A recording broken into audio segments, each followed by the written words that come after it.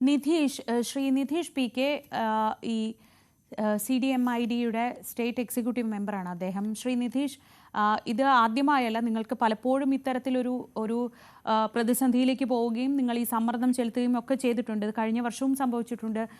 പലതവണയും ഇത്തരം വാർത്തകൾ കണ്ടതായി ഓർക്കുന്നുണ്ട്. ഇപ്പോൾ നിലവിലത്തെ ഒരു അവസ്ഥ എന്താണ്? സർക്കാരിൽ നിന്ന് നിങ്ങൾക്ക് ലഭിക്കുന്ന മറുപടി, നിങ്ങൾ ഇത്രയും വലിയൊരു തുക നിങ്ങൾക്ക് കിട്ടാനുള്ള സാഹചര്യത്തിൽ, 158 കോടി രൂപ കിട്ടാനുള്ള ഒരു സാഹചര്യത്തിൽ സർക്കാരിനെ സമീപിക്കുമ്പോൾ അവിടുന്ന് കിട്ടുന്ന ഒരു മറുപടി എന്താണ്?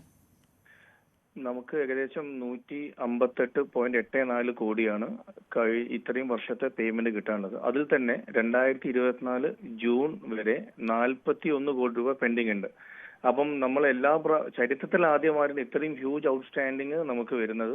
ഇത് നമുക്ക് പാരന്റ് കമ്പനികൾ നമുക്ക് പ്രൊഡക്റ്റ് ക്രെഡിറ്റ് തരുന്നില്ല. പക്ഷെ ഇങ്ങനെ നമ്മൾ ക്യാഷ് ആൻഡ് ക്യാരി ചെയ്ത ബിസിനസ്സിന് സർക്കാർ ഫിക്സ് ചെയ്ത മാർജിൻ 8% മാർജിനാണ് നമ്മുടെ ബിസിനസ്സിലുള്ളത്. ഇത്രയും ചെറിയൊരു മാർജിനിൽ വെച്ചിട്ട് ഇത്രയും ലോങ് ഔട്ട്സ്റ്റാൻഡിങ് ഹ്യൂജ് എമൗണ്ട് നമുക്ക് ഈ ബിസിനസ് മുന്നോട്ട് പോകാൻ ബുദ്ധിമുട്ടാണ്. നമ്മൾ നിരന്തരമായിട്ട് മെഡിക്കൽ സൂപ്രണ്ടിനെയും അതായത് മന്ത്രിയുടെ ഓഫീസിലെല്ലാം നമ്മൾ സംസാരിക്കുന്നുണ്ട്. നമുക്ക് പൈസ വരുന്നുണ്ട് എന്ന് പറയാതല്ലാതെ നമുക്ക് അപര്യാപ്തമായിട്ട് ഫണ്ട് വന്നിട്ടില്ല.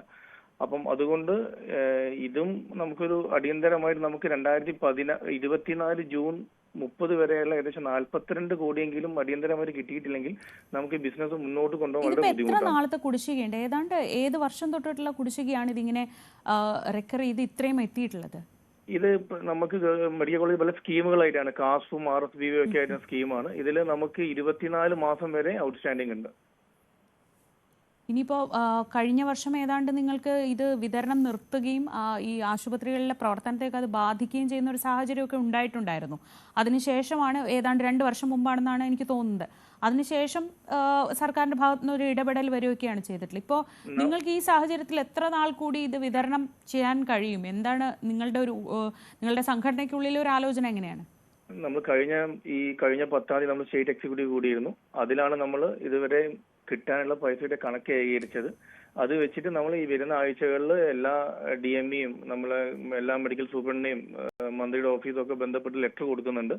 അനുകൂലമായ ഒരു തീരുമാനം വന്നിട്ടില്ലെങ്കിൽ ഞങ്ങൾ അടുത്ത നടപടിയിലേക്ക് എന്താ ചെയ്യണമെന്ന് ചർച്ച ചെയ്തിട്ട് തീരുമാനിക്കേണ്ടി വരും. കാരണം ഇത്തരത്തിൽ നമ്മൾ ഈ പറഞ്ഞ എമൗണ്ടിന്റെ GST എന്നോ അടച്ചേക്കണം. ഈ കഴിഞ്ഞ മാസത്തെ സെയിലിന്റെ GST അടുത്ത മാസം 20ാം തീയതി നമ്മൾ അടയ്ക്കണം. ഇത്രയും എമൗണ്ടിന്റെ GST നമ്മൾ അടച്ചതാണ്.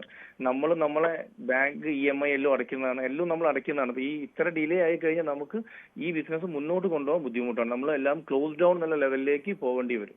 ശരി, നിധീഷ് പി കെ ആണ്, CDMIDയുടെ സ്റ്റേറ്റ് എക്സിക്യൂട്ടീവ് മെമ്പറാണ് സംസാരിച്ചത്. പൊതുജന ആരോഗ്യ വിദഗ്ധൻ ഡോക്ടർ SS ലാൽ നമ്മളോടൊപ്പം പ്രതികരണത്തിനായി ചേരുന്നുണ്ട്. ഡോക്ടർ SS ലാൽ, അവർ അവസാനം പറഞ്ഞു നിർത്തിയതുപോലെ അവരെ സംബന്ധിച്ച് ഇത് അവരുടെ ബിസിനസ്സാണ്. 158 കോടിയുടെ കുടിശ്ശിക എന്ന് പറയുന്നത് ഒരു ചെറിയ എമൗണ്ട് അല്ല. ഇതിന് തൊട്ട് മുൻപ് നമ്മളെടുത്ത വാർത്ത കാർഷിക മേഖലയിൽ കൊടുക്കാനുള്ള 800ഓളം കോടി രൂപയുടെ നെല്ല് സംഭരണത്തിലെ പൈസയെക്കുറിച്ചായിരുന്നു. അപ്പോൾ സർക്കാരിന് എല്ലാ മേഖലയിലും വലിയ പ്രതിസന്ധിയാണ്, സാമ്പത്തിക പ്രതിസന്ധിയാണ്. പക്ഷേ ഇവിടെ ഒരു പ്രശ്നമുള്ളത്, ഇവർ നിർത്തിക്കഴിഞ്ഞാൽ ആശുപത്രികളുടെ പ്രവർത്തനം പോലും തടസ്സപ്പെടുന്ന ഏറ്റവും സാധാരണക്കാരെ മാത്രമേ അത് ബാധിക്കുകയുമുള്ളൂ.